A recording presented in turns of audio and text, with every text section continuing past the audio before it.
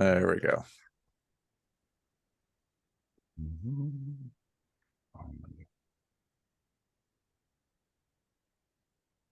So, Sevilla, I was talking, since Paul got the link on time, we were chatting a little bit, and the notion I had for doing this is that we've been at this for a while, and new people come in and they're like, what?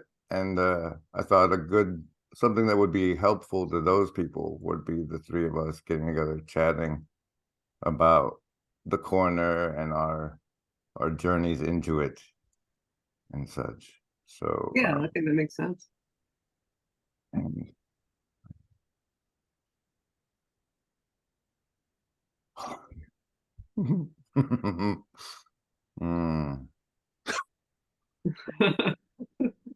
Having a conversation with OBS. Yeah, I opened the participants tab and then resized all of these windows and then closed the participant. All right, I'm good. I am now recording. Welcome, everyone, to the recording of what is presently titled Welcome to TLC, or this little corner, not the learning channel. But I think because I was thinking like you guys probably wouldn't want to do it, and then I was thinking it's right that we do it because you both deserve savings throws against my mind control.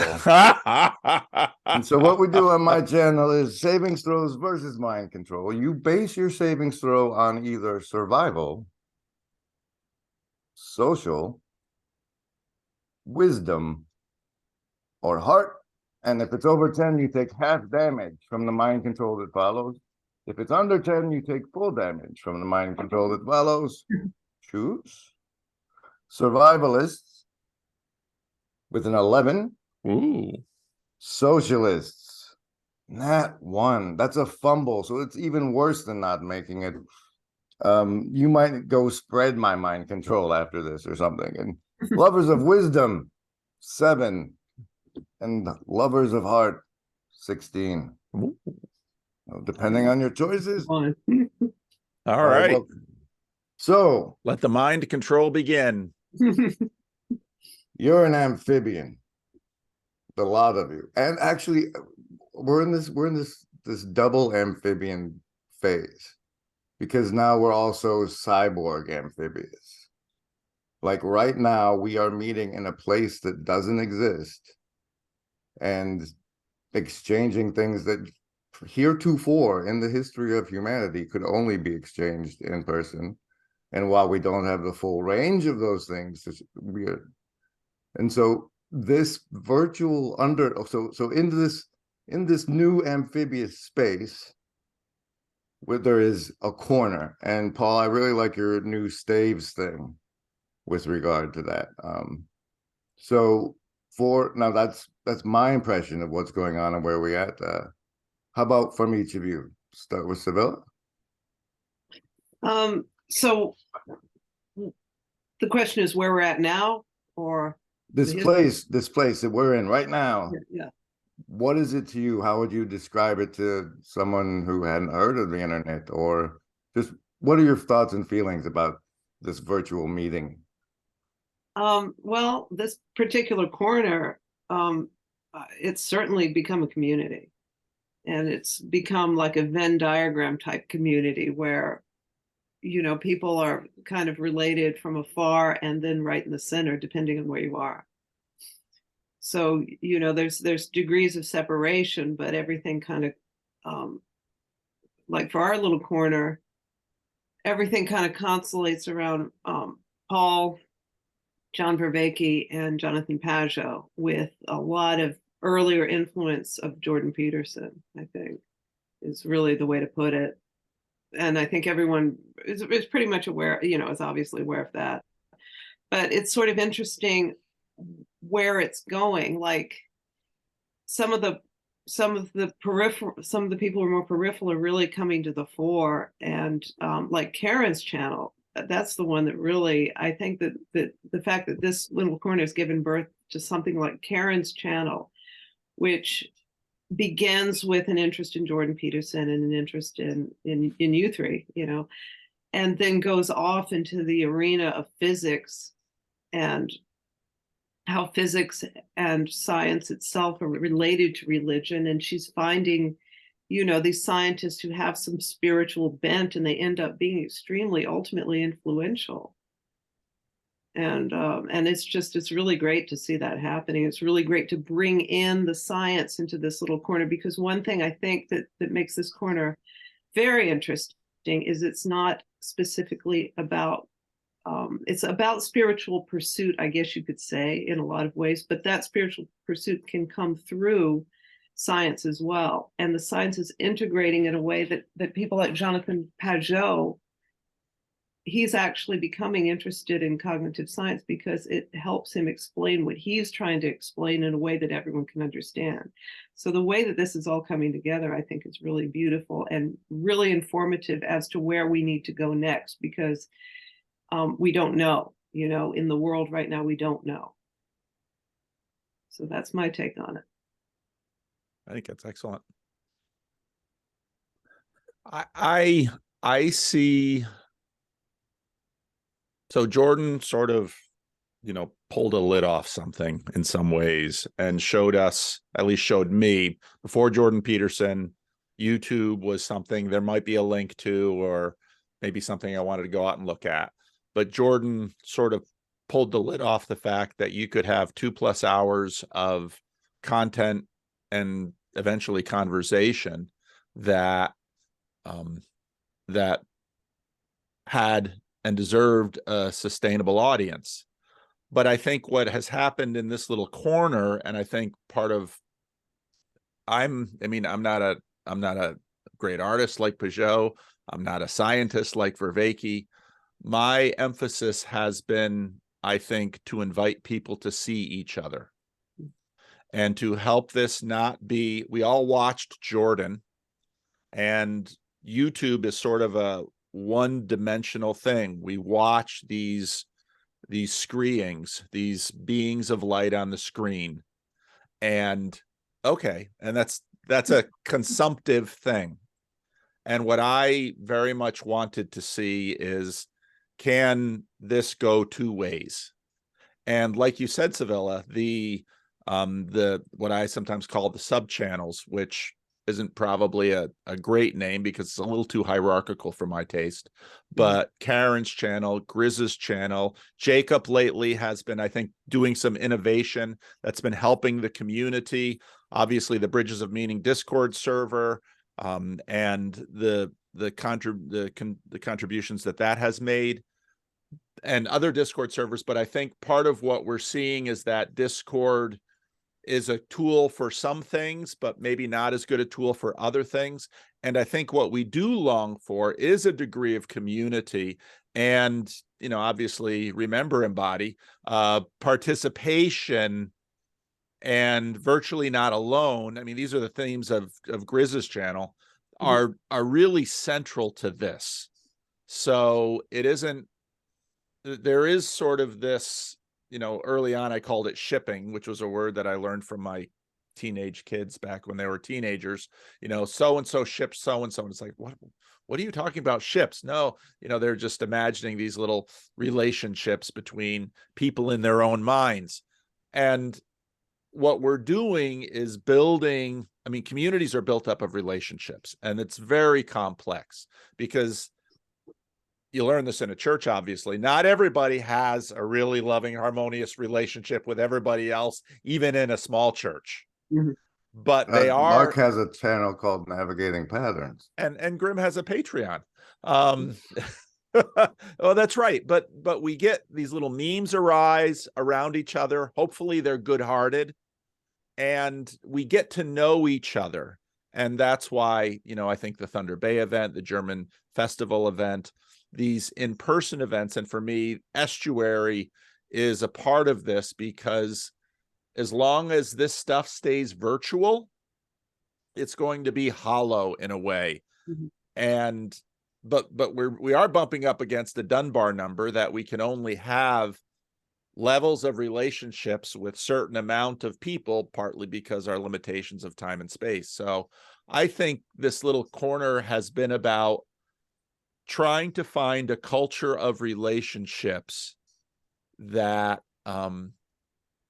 it's obviously over common interest, over common concern, but then it can go deeper than that. And so the friendships that I've seen develop, so I got a fair amount of grief because Jacob is anti-Christian in the way that he is, and Father Stephen DeYoung was dismissive of Calvinists the way he was.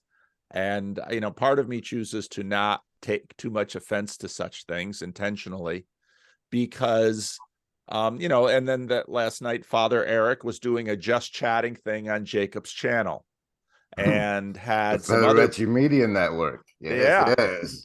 And so, and I also know that in many ways these relationships have become multi-dimensional.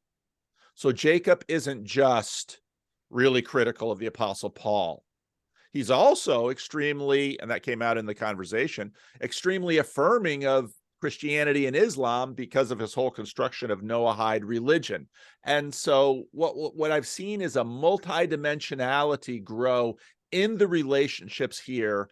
That means that Paul Vanderklay isn't just, someone who is promoting Calvinism on a channel and taking on atheists, but there's multidimensionality to our relationships. Let's see if I can talk for a minute. I've lived in video games. The guy who climbs up all the different pyramids I've built is for being dropped into completely new environments, learning the controls, yada yada. I'm coming out of the video games and seeing this as one, because that's how I learned. That's how I approach things. And like, I think that not everybody sees how this is a playground, but like, okay, so I want to try to make it a narrative, little, like, here's how it came to me. I was in a similar where like you start recognizing people in chats of live streams and in the comment sections, and that's the community you start to sense. And then I was in one that was watching truther stuff, like everybody's lying to you. Here's how, blah, blah, blah, blah, blah. And I followed that to that ended up somehow with me watching the Sorting Myself Out channel because of the influence Peterson had on my algorithm. And so I get into that, and that became there was drama in the channel. The channel itself was arcing. There was a character progression of the channel, just like you could watch how your stuff has evolved over time, Paul. And at that point in time was like right when Peterson had dropped off. So like the algorithm had ran out of Peterson to feed stuff. So the algorithm started feeding all the Peterson people, all these derivative channels, and it became this like donut community. And then those channels started crossing over, like in comic book series. Like Pajot's people got to meet Raveki, and it's like most of the people watching YouTube and our society in general, thanks to the worship of Set, has been programmed for binge watching evolving relationships. And like, now that the internet is here, and while we still have it, it's participatory. Like, I've colonized the bejesus out of some pastor's head in Sacramento, and his stuff broadcasts out to how many different other minds and spreads all over the world. And it's it's participatory in a way that we're not trained for, because we're used to the fourth wall. And so despite the fact that I'm me getting up here and doing it shows everybody else that this is a playground and you can come play. And that is how I think I am of service to this corner of the internet. Well, there's another way I want to mention that you're of service, and you do have a way of seeing kind of like the big picture underlying structure of what's happening. Exactly the way you just described that. I mean, it was it's brilliant. You know, you've got a sensibility of the ebbs and flows underneath the surface, and then you describe it sort of in a semi-comical, semi-cryptic way, and you kind of make us aware of ourselves. And that's what I think you really, you know, among many other things, that's one thing you really do contribute to this corner. I very much agree. You've got, you know, I think about it because again, the church is sort of my main, the main framework that I come to this stuff through. I think of it in terms of, in the church, we talk about spiritual gifts. I mean, part of your gift in this little corner of the internet is doing what you just did, that you bring a particular perspective that I haven't had. I wasn't raised on video games. I wasn't a YouTuber. For the most part, the internet was something that I used. The most community I had on the internet was through a listserv. And, you know, you might think, well, how on earth can you have a community through a chain of emails? But that's what a listserv is. It's for those of you who are too young to know what a listserv is. That was community on the internet before we had social media. But it was also very long form. And I had maintained that for about 25 years. But your insight into the social dynamics of an entire, not insignificant generation is tremendously helpful for me. And I see that in what you do on your channel, all your little, you know, all these little games that you're playing, is really helpful for me to better understand this world out there that myself, as a kind of a tweener, I'm right on the cusp between a boomer and an Xer. I see that better through you than I've seen through just about anybody.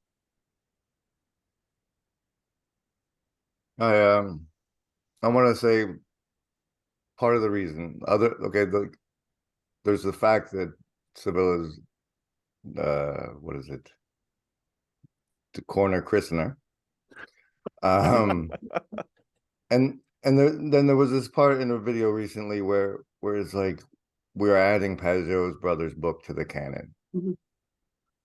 And there is a canon, and that is still very ephemeral. And I think as we're working on this welcome to the community, here's the onboarding process, it's those kind of things that I think will help. Because like when a new person gets brought in for whatever reason, they're going to land on one person and they're going to be like, who are all these other people they're talking about? And like they'll find you and they can play along with homeroom right away. I mean, but like a week of you christened that, and I thought that was genius. It feels like it. It's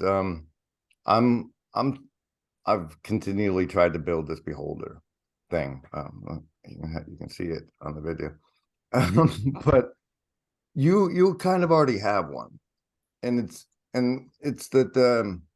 I was talking about. I don't know what you mean by a beholder. I mean, I only played Dungeons and Dragons for about 3 years in my life. So, and that was in the 1980s. So that's a long time ago for me, Griz. Okay, I'm impressed. It's a big. There's one on the screen for everybody, not you. It's a giant eyeball with little eye stalks that come out, and like so you have people that come to you with like, "Hey, Paul, I watched this. You should see it." Hey, Paul, and that's essentially like we're all around a campfire, and the guys go out hunting clips. I'm gender biased, whatever. To go out hunting clips, and they bring back, you should check this out. You should check this out. And I think to the extent we can recognize that as a process and start like all we can, like here's a group of people who only bring 1-minute clips that they pulled from other stuff that they think Paul should see. Everybody on the Discord will emoji it, and the top 3 will actually get his attention because dude's busy. He's got a church to run.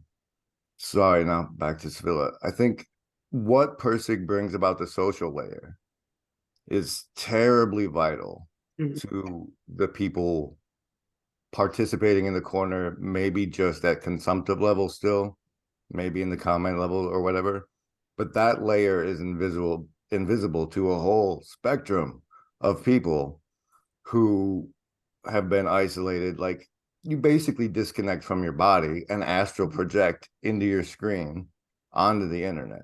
Yeah. And that disconnection, like, they have a sociality, but it's foreign to all. It's like, it makes regular, the stuff that you guys grew up immersed in and is normal and is ubiquitous, like water, to everybody who didn't grow up on the internet. It's like an invisible thing to them. And so that's other than that, you christen the corner, you determine the cam, and everybody defers to you like you're some kind of queen mysteriously. that you're bringing, that is really valuable to me, and I wanted to express that appreciation. Thank you. Yeah, I think that I mean I think that really is what and I appreciate that. That's very, very kind.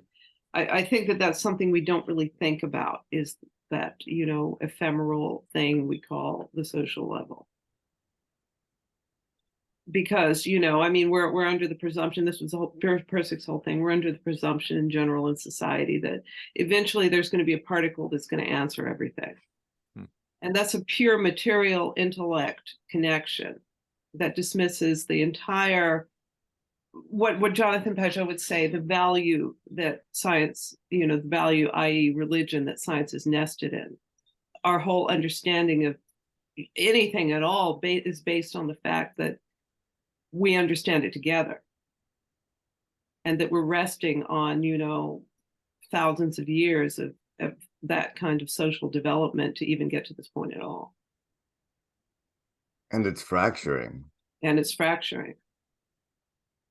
Well, I think one of the things we learned in COVID, even though we all knew at a certain level that COVID was, boy, this gets really, I should have had a better throw about mind control, because I feel the grim Griz part of my consciousness Congress making noise back there. But one conceptualization of COVID is obviously particulate. It's a physical virus. It can pass, but whether or not that virus takes up root in us is obviously a much more complex thing. Yet we know that Zoom is COVID safe. We're not passing particles over Zoom. But to your point, Sevilla, value is being transmitted via Zoom. And for the materialists, that's part of why materialism and modernity is breaking down. That the other levels, the other dimensions of reality are no longer so easily dismissible, because, you know, when you started this conversation, Griz, you said, what space are we in now?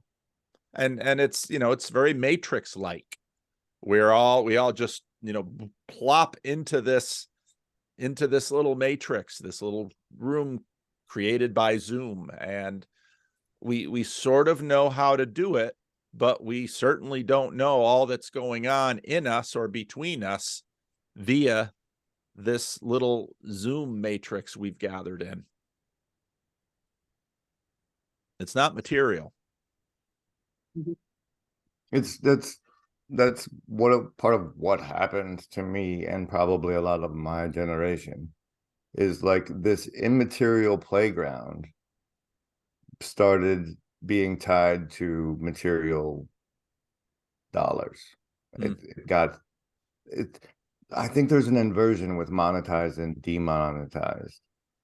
So it was monetized, and like this, I'm going to talk to, like, I'm talking to you right now, and it could bounce off anywhere. Whereas like my influence is limited to Brahms, if that's where I work.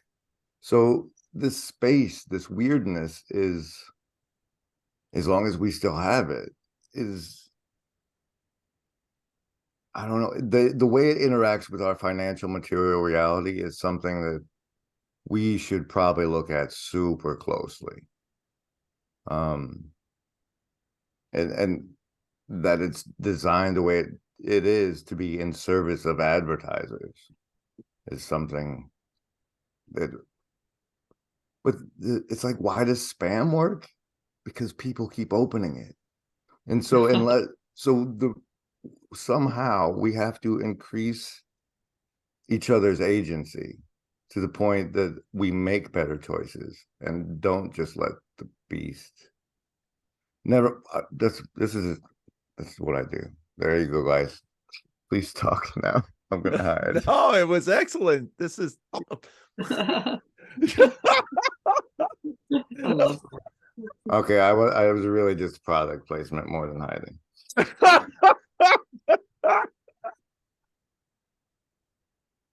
And well, and part of, you're so right, Griz, because it was Google more than anyone. I mean, others took a stab at it, but nobody colonized the internet for money like Google. Google is the one that really succeeded in that. Now, as a pastor, part of it was Rod Hare that really challenged me. He said, you're pastoring on the internet. And I kind of said, I don't really think that can be done. And he's like, I'm not so sure you're right, because that's really what you're trying to do. And it really is what you are doing.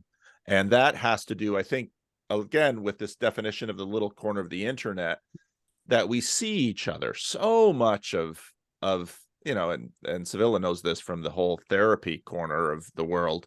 So much of this is seeing each other. The patient who comes into the office of the therapist, is being seen by the therapist. I'm ready to see you now. I mean, that is actually the language we use. I'm ready to see you now. Pastoral care is not just being seen by the pastor, because of course pastors are very much seen because we're up on stage in front of the congregation. Pastoral care is not just being seen by the pastor, but the wise pastor helps the church to see each other. And so the community becomes a network of seeing and being seen. And I think to the degree that this little corner of the internet will bring healing to people who, and everybody needs healing, will bring healing to people, is the degree to which people are seen and seen and loved and being loved. And if that can happen in this strange Zoom matrix, well, that's a good thing. Now, there's going to be distortions in it, and that's the difficult thing, and that probably some of those distortions will not be able to be compensated for or eliminated. But we're at a place where something sometimes is better than nothing. Well, Paul, I think it's interesting what you just said, because I've, especially after Thunder Bay, I really got the sense that a lot of your role in this internet is giving it giving it the social personality, like, because you understand how disparate, people from all walks of life can come together in community, not just because everyone is looking at the same direction, upward direction, but also on a much more grounded level, like a day-to-day reality that people, how people spend their time with each other and how actual social interaction works. Like, that's why, you can have the Freddie and Paul show and it's brilliant. And then you can go talk to, some highfalutin academic type, and it's just and you're treating both people in the same way, really. And I think that is the personality that is part of this corner, and that's a big part of your contribution. Is that sensibility that we are seeing, we are listening, we are getting to know each other in a very open, dynamic way that Pirsig would say is a, you know, the way to meet people in the world is without preconditions. You know, I mean, in this new book with Pirsig, there's very much more underlying Zen approach than I realized. And that is that open stance of non-judgment. And you're an extremely non-judgmental person with other people. I've never gotten the impression that you even have, you know, I could never say, well, this is Paul Vanderklay's politics, because I don't know, because that's how non-judgmental you are. That's well, and I appreciate, you know, Griz's attention to the fourth wall. Yeah. Because that is really huge here. And, you know, one of the early critiques that John had about Jordan, I think had everything to do with the fourth wall. And I think actually Jordan has gotten a lot better on that score over the last few years in terms of, you know, even just the way he brought Peugeot into the conversation with Muhammad Hijab, you know, and that was something. I was just ready for Peugeot to start blinking out SOS with his eyes. There's a boomer reference. You can search that one on the internet. But you know, and again, back to the spiritual gifts thing. People aren't going to like Sam's Unitarianism. People aren't going to like Jacob's crusade against the Apostle Paul. People aren't going to like Grim Griz's conspiratorial ethos. But all of these things have their place. It's very much an Ephesians 3, not Ephesians, but Ecclesiastes 3. There's a time and every purpose under heaven for these things and these seasons, you know, which is something that Peugeot really taught me well in terms of his talk about the center and the fringe and how, you know, reality lays itself out in this way. Narrative space. The space you are when you read a book, the space you are when you're online by yourself, is somehow it allows me to be in that space while in conversation with you in a way that's impossible when you're in the room with me. The way we relate to other physical people in reality, I can say more to you people now because you're on the internet than I can to, and it does cross. I've met people from the internet after, but it's like there's this weird vulnerable honesty of the narrative space that is really tricky to share in physical reality, but we do all seem to share it here, and that's gotta be a danger. But sorry. I think that's super true. And so, you know, this summer I had, you know, first in Chicago and then a little bit at Synod, actually, because I've mentioned to a number of people, I had a fair number of pastors come to me like Nicodemus came to Jesus, because they don't want to come out and talk to Paul Vander. You know, Vidonk and I did an event about estuary that nobody came to, almost nobody came to, but a lot of pastors would sort of sidle up to me quietly and, you know, tell me more about this thing that you're doing on the internet. But don't let anybody, you know, don't let anybody know we're talking. But I think, boy, you know, Griz, that's a huge insight that you just gave us. And you could feel that with how many meetings in Chicago and then Germany and the Netherlands and the UK and then Thunder Bay. On one hand, there's a sort of reunion spirit to it where, oh, I've had a conversation with you online. And once I, you know, I've talked to a lot of people, my Dunbar number's been exploded. So, okay, yeah. And so then you start to put them together and there's a hierarchy there, which again, and I wrestle with, but then you also begin to realize that unlike, let's say, friendships that I developed in grade school or high school or college, there's a lack of contextuality to the relationship because it was birthed in this narrative space. And so, maybe something will help it sort of flourish and grow out into other areas, or maybe it won't. And I think that's a really key insight that I've actually never thought of, that because I would have liked to have imagined that if it were given the opportunity to grow and meet its potential, it would. But part of the reality, again, this is part of my argument. It's kind of an ontological argument for the existence of the afterlife, is that none of us have enough time. There's insufficient potential in this dispensation for relationships to actually pursue that potential. We all have 24 hours in a day. We all have a third of that is spent sleeping and eating, etc. We're all limited by time and space. There's a bunch of things we have to do in the real world to make all of this stuff work. And so in that sense, in the next life, in the afterlife, I see more potentiality for relationship.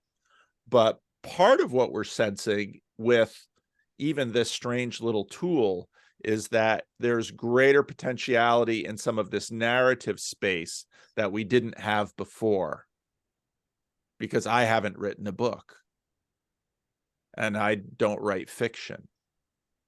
So I think that's a really helpful insight. Yeah, that's a really interesting way of putting it that I'd never thought of. It came to mind because it was a couple of weeks now, and it slipped. I have it. It's, I think, still on my slogan board. You went into skin in the game, I think, right before you came back from Thunder Bay. And I've come to this thing on orientation is like, okay, if this is a Gnostic hell and you want to escape, then that's one orientation. And if this is a Gnostic hell and you're here to get a pearl, that's another orientation. And then if you're here to make this return to Eden, you're part of the redemption of the fallen world to make it return to Eden, and then that's another one. But as long as you're just evaluating your position from the map holding narrative space, then it doesn't matter what you figured out. And that, I think one of the things that I'm hoping, I'm meeting with your estuary leaders. I think 4 or 5 Grail countries got together for me tonight. Oh, wonderful. And like, I'm gonna see if I can't beholder that. Like, what are these estuary leaders hearing from the ground? The people that are meeting together in the flesh with real life problems. What of those can bubble up to be addressed by this hive mind corner thought thing? But that you have to actually put skin in the game, and the execution and getting out of narrative space is that's the edge of my cognition these days. Well, I like the way you use skin in the game versus, because I think that you were talking before about how problematic, or at least implying how problematic the profit motive is, of the internet itself, of these platforms. And I think that if you can see how something develops without that even being a consideration, obviously if people have Patreons on their YouTube channels, that's fine, or whatever, or selling merchandise. But there isn't anyone in this corner who is primarily focused on making a living doing this, at least not explicitly. And that really makes a huge difference in the way that, let's just say the narrative evolves. Because you could say that this is a narrative that is evolving from the mutual hive mind, you know, in this corner, desire for some kind of clarity or some kind of, and I have to be ambiguous about this because we don't even really know where this is going. But to see the story unfold in this corner, where, like, again, you know, like people who are quite religious begin to embrace science, for example, and things like that happening that are just kind of unfolding and growing, and then that these connections are made, and suddenly, you know, suddenly John Vervaeke's on Lex Friedman. so it's fascinating. I think there's a directionality in the world that is, it's seeking, it's interesting that this word consummation is the, I mean, in eschatology, consummation is the second coming of Jesus Christ, which means that the story becomes enfleshed again in this world order. And of course, in Christianity, that's an echo from the first.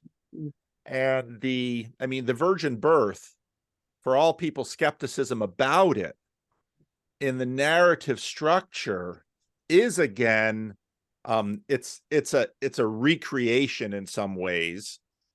And the story folds out in this way. The fact that we've had, in the Bridges of Meaning Discord, we've had 2 or more weddings, and now children coming through. I mean, in a strange way, those children are icons of that directionality towards consummation.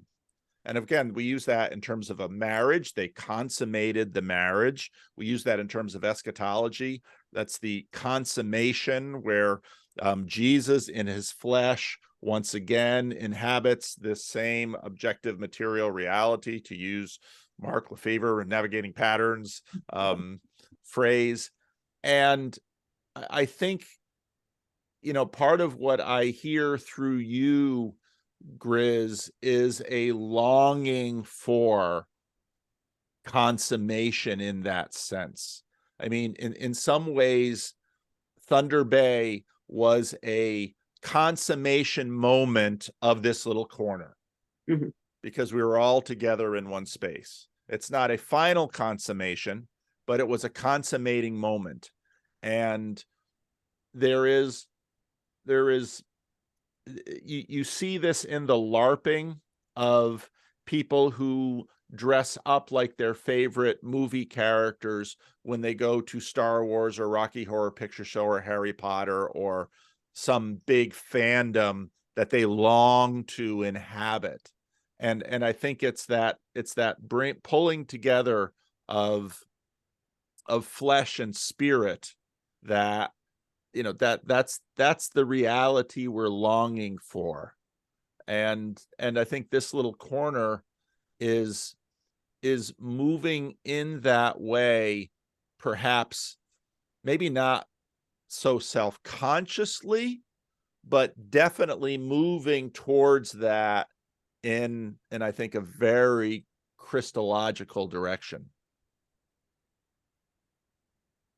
Well, I'm going to throw down some heresy in a minute because of all that you gave my channel. But I want to say that for me, that's a result of the lack of a species level telos beyond shut up and make money.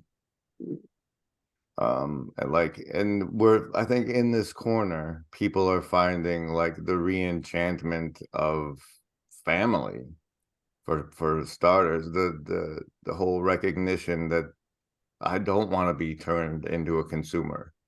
I don't want to be the best consumer I can be. But like in some systems, like this is the only life you have. And like that's when it's like, if you're in reincarnation, spending an incarnation and playing video games, eating Cheetos isn't that big of a deal. But if this is the only one you have, then help me be better with it, my brothers. But the heresy I promised. Like what what if the second coming of Christ is like a fractal up of his first time being here, and like the men just follow the way and go fast in the desert for 40 days and come back, and like if he's in everyone's heart, then that's a consummation I can get behind. Like, heretical or not, it's like, okay, so they say the word was at the beginning with God, and then Pajot's doing this whole like he keeps saying the perfect glass, but really he means Jesus. And like they say, there's the saying that God so loved the world that he sent his only begotten son. But if the word was with God at the beginning, then God so loved the world that he made the world for him to go be a superhero in. Okay, that's enough heresy. I'm sorry. No, one of my favorite, the best Willy Wonka movie is the Gene Wilder movie. And that movie, all heresies are in some way like the foolish children in the Gene Wilder Willy Wonka movie, in that they all sell short. So instead of hanging on to own the chocolate factory, they sell their inheritance for lesser subcategories of the kingdom of the chocolate factory. And now even Charlie does this, and it's important to remember, because even Charlie is a sinner and a heretic, but for some reason Charlie comes through to inherit the kingdom. And I think it's part of what I am unwilling to settle for is anything less than everything.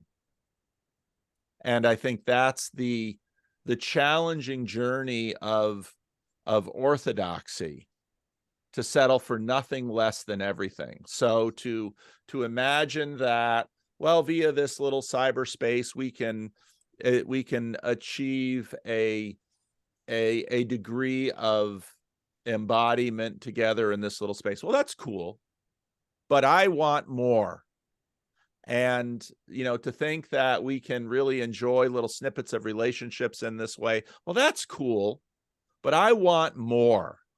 And I think that's where consummation is always the desire for moreness. And, for example, C.S. Lewis's great, little book in the Narnia series, The Last Battle. It's the fact that God is going to give us more. And when we think we can't take it anymore, he's going to give us more still, as well as the capacity to take that moreness that he is ready to give us. And that's, and so part of me just doesn't want to settle. And so I think that's part of what keeps me orthodox, because I think, okay, let's enjoy communion together here now. That's a blessed, wonderful thing, but I still want more. And, I'm only going to have 80, 90, 100 years of life. Who knows? Maybe my father died at 77. My sister died at 53. I mean, if there's no longer homeroom the next morning, Griz is going to start emailing me and say, is Pastor Vanderclay okay? Or is there some news we need to know? And there'll be no further transmissions. But part of this longing for the kingdom is sort of going to God, like the persistent widow in Luke 18, and grabbing on and saying, no, I'm not satisfied. I still want more, and you're going to give it to me. And I think that actually, when you read what Jesus talks about, faith in the Gospels, There's a lot of that in there. It's going to God and saying, you can do better than what you've given us so far. Yeah, these are good things, but you can do better. And I'm not going to rest with you until you finally give me absolutely everything that you are and have. And he'll be like, are you ready? You can't take it all, Paul. I'll give you a little bit more, kind of like Moses in the cleft of the rock. So, and I understand why people in this world get discouraged. But that's my position on heresy and orthodoxy. Okay. Well, Paul, I really like that because, it's been put so simply lately. We know this, and I'm going to go back into what Griz said about money. I was listening to Jonathan Pajot in that talk. He, with that, it's a motivational speaker fellow, Aubrey something. Yeah. Yeah, the Aubrey Marcus fella. and Jonathan just said it. He said, we can't worship, our focus of worship can't be money. Otherwise, this is what we get. It's very simple. We all know it. And yet we don't really think about it. And this moreness that you're talking about, this compulsion towards the moreness has been hijacked. And the moreness at the top is being the richest person in the world, right? This is what it is motivating almost everyone tacitly, right? Because this is what our society is promoting, without really putting it out there. And this moreness that you're talking about is that compulsion not tainted by this lower form, this lower idol, let's just say. And that we all have that. And maybe, like, one thing that really has enlightened me in this corner, John Vervaeke used, several people have used this word that I had not thought about before, is wisdom. So if we are going towards, being one with God, or if we're going towards the imitation of Christ, or if we are going towards the pursuit of wisdom, like pure wisdom, Persig would say they were very related. I think you would, at least, maybe someone would. But to me, that those are all something that, regardless of what lens we're looking at it, these are the highest values. And if this corner is kind of giving us a sensibility as to how to begin to do that without having a place to go for wisdom, like John Vervaeke says, then isn't that a wonderful thing? You sure up the value of this particular conversation with your memento mori over there. But honestly, this is history. I don't know how much different this is from Socrates giving a lecture. I mean, who knows what lives any of this will touch? And that's the moreness versus the money. I honestly, if somebody said, would you like 50 grand? But in order for you to have 50 grand, Thunder Bay couldn't have happened. That never happened. I personally, even though I could sure use it, and some of us are trying to get by on what they make on the internet. No, I'm more glad Thunder Bay happened, because the moreness of you and John and Pajot and the new fella in the room together, just the part of that was there that's not available here, and that it happened, and that it got to touch the lives of that many people, that ripple was worth. So I don't know, it's something I've come to appreciate. Once you lose everything, it's a lot easier to appreciate what really matters. So I recommend it, folks. Yeah. I had when I was in the DR, there was a guy, an American, who was living in the little town where I was living, and he had this plan where he was going to put in cement floors, and so in the DR they kind of invade land to get land, and then they put up a little shack. It's sort of you know, it's kind of like homelessness, but a little different. So they put up a little shack, and there's no cement floor. And if you can get a cement floor in that little shack, life in the shack is a lot better. And so his plan was, he came to the DR and he was going to help these people put in cement floors. And the scheme was that he would put in the floor, and then they would pay him back over time. And the money that they paid him back, he would then turn around and put that money back into cement floors in other people's houses. And so that way, everybody in that little invasion community would have a cement floor. And I lived there long enough that I looked at him. I said, your scheme isn't going to work. No Dominican is going to pay you back after you put the cement floor in his house, because you're a rich American. He's going to think he doesn't need the money. I'm not going to give him a dime, and I need the money because I'm desperately poor. And the guy said to me, he said, look, I was a contractor in America, and I made $1 million and I lost $1 million. And after I lost $1 million, I realized it was only $1 million. It was only money. And after you made $1 million and lost $1 million, money just never had a hold on me. So if all of these people take all my money, I'm totally good with that. And I said, all right. And that's exactly what happened. But now all those guys have floors. And now all those guys have floors. And he ran out of money, and so moved back to America and did more contracting. And, you know, he didn't mind it at all. And that's right. And that's, in that way, sort of the illusion of money. You know, in some ways, the money illusion most desperately grips the poor, which is a real cruelty. Whereas someone like Trump or Musk or Bezos, you know, it's just money. Mm-hmm.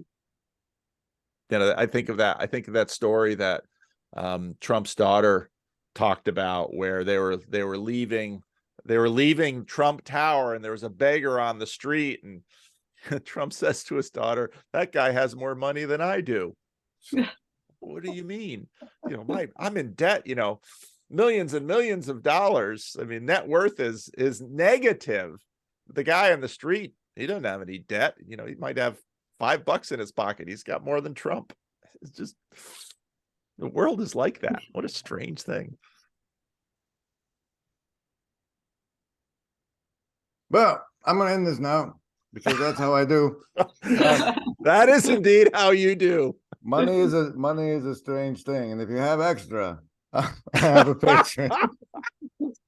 Remember, Embody, there is no agency. We want what's best for you. I don't know how much of the onboarding help this was, but I think this is going to be a treat for everybody who's at least already in the corner. And I thank you both very much for your time. It was a true honor. Thank you, Griz, for getting us together. I really appreciate it. Great to see you again, Paul. Oh, it's great to see you, Sevilla. All right. Bye-bye. Bye-bye.